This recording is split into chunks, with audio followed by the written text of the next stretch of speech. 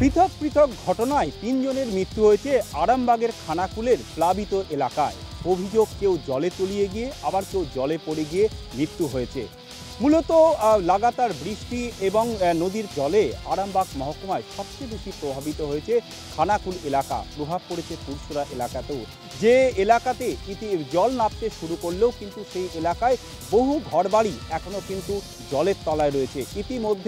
ইতিমধ্যেই বেশ কিছু দুর্গত মানুষদের প্রশাসন উঁচু জায়গাতে নিয়ে এলেও এখনও বহু মানুষ কিন্তু সেইখানেই রয়ে গেছে।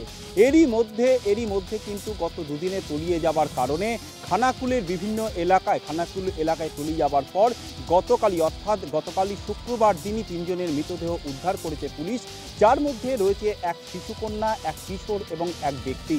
কেউ জলে তলিয়ে গিয়ে এবং কেউ জলের মধ্যে পড়ে গিয়ে মৃত্যু হয়েছে। তিনজনের মৃতদেহ উদ্ধার করে ময়নাতদন্তের জন্য পাঠিয়েছে পুলিশ। স্বাভাবিকভাবেই এই ঘটনায় কিন্তু চাঞ্চল্য রয়েছে। এমনিতেই খানাকুলে, বিশেষ করে আরামবাগ মহকুমার খানাকুল জুড়ে কিন্তু আতঙ্কের ছবি রয়েছে। বিশেষ করে দুর্গত মানুষরা তারা ত্রাণ সামগ্রী নিয়ে বারংবার অভিযোগ তুলছেন। এরই মধ্যে গত বুধবার দিন মুখ্যমন্ত্রী মমতা বন্দ্যোপাধ্যায় সেখানে পরিদর্শন করলে তাকে দেখে কিন্তু ক্ষোভ বিক্ষোভ দেখায় স্থানীয় বাসিন্দারা। স্বাভাবিকভাবেই স্থানীয় বাসিন্দাদের দাবি, ঠিকমতো তারা ত্রাণ পাচ্ছেন না, যদিও প্রশাসনের দাবি ত্রাণ সামগ্রী পাঠানো হচ্ছে।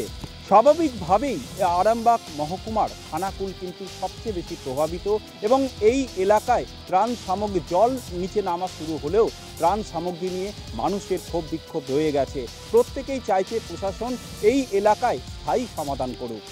হুগলি থেকে তাপস লাহা, নিউজ টাইম।